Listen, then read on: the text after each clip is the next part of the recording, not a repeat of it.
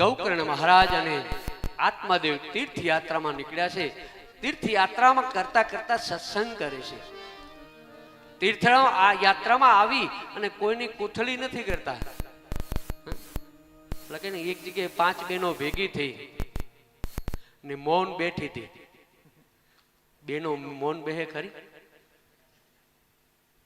અરે એમાં 5 બહેનો જે બેઠી હોય તો પાછી એ 5 પોતાની તો વાતો કરે જ નહીં. આ પુરુષો તો એકબીજાની વાતો કરે, પણ બહેનો તો ક્યારે પોતાની વાતો કરે જ નહીં. ક્યારે એ બીજાની કુથલીના કામનીમાં જારી કરી, જામનીમાં ખૂબ બેઠો ખોયો, જમવા જમાડવામાં, બીજાનું બગાડવામાં, એકે પૈસો આપવામાં આવ્યો નહીં. અહીંયા આયા પછી આને આમ કર્યું, આને આમ કર્યું. એને પ્રસંગ હતો તો એમને એક કવર ના મોકલ્યું. અમે તો એને પ્રસંગમાં ક્યારે છોડ્યા નથી. દરેક પ્રસંગમાં પહેલા આમંત્રણ આપીને આવીએ. અરે રે, હવે હું શું કરીશ? ઘરે ફ્રીજમાં 2 કિલો ઘી મૂકીને આવીશું, વહુ ખાઈ જશે તો. આવી ચિંતા, આ બધી ચિંતાઓ નહીં. તિજોરીની ચાવી તો વાંખવાનું ભૂલી ગઈ. એ પૈસા વહુને ખબર પડે છે, સાસુમા જોડે આટલા છે, અહીં આટલું બધું આમ છે, આટલા બધા ઘરેણા છે. એ તિજોરી ખોલીને બધું જોશે તો આ બધું છોડી દેવાનું. તીર્થયાત્રામાં આવ્યા છે તો કેવલ ને કેવલ સત્સંગ બધું છોડી દેવાનું. તમારે અહીંયા કઈ બીજું કોઈ ખરું ટેન્શન? કોઈ નહીં. આજે કેવલ ભગવાનનું સત્સંગ, ભગવાનની કથા, ભગવાનનો મંત્ર જાપ સતત કરવાનો.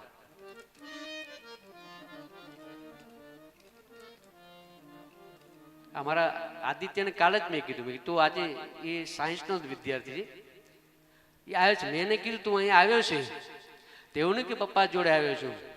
તારે અહીંયા આવીને જપ કરવાના, તારે એનું અનુષ્ઠાન કરવાનું છે. આ તીર્થ ક્ષેત્ર છે. હા, અહીંયા આવીને પછી મોબાઈલ જોવો કે બીજું કે હાલો આમ ફરવા જઈ નહીં. અહીંયા આવીને તારે એ એક સંકલ્પ કરવાનો કે હું 7 દિવસમાં આટલા જપ કરીશ. આપણું ફળ છે, આપણું કર્તવ્ય છે. આપણે જેટલું જે કરીશું. કારણ બ્રિજેશજી કાલે એક શ્લોક બોલ્યા હતા, તમે કદાચ કોઈને નહીં હોય. તીર્થ ક્ષેત્રે અન્ય ક્ષેત્રે કૃતમ પાપમ, અન્ય ક્ષેત્રે કૃતમ પાપમ તીર્થ ક્ષેત્રે વિનશ્યતિ. અન્ય ક્ષેત્રમાં કરેલા પાપ એ તીર્થ ક્ષેત્રમાં જઈએ એટલે જપ તપ કરવાથી આપણા પાપ બધા બળીને ભસ્મ થઈ જાય. પણ તીર્થ ક્ષેત્રે કૃતમ પાપમ, તીર્થ ક્ષેત્રમાં આવીને પછી પાપ કરો તો ક્યારે પાપ ધોરાતું? અને બધા હાય પાડે છે. લો, બધા જાણો છો ખરા. ઓલા જેવું જાગતા રહેજો, જાગતા રહેજો, જાગતા રહેજો. અહીંયા આવ્યા પછી આપણું જપ તપ બધું વધવું જોઈએ. ગૌકર્ણજી અને આત્માદેવ બ્રહ્મની વાતો, જ્ઞાનની વાતો ચર્ચા કરતા કરતા કહે છે.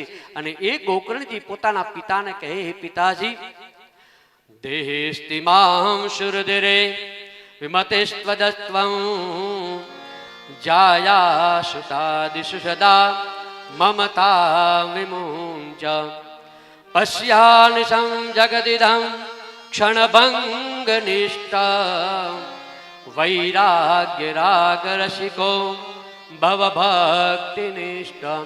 હે પિતાજી, આ જે શરીર છે, શરીર હાડકા ને માંસથી ભરેલું છે.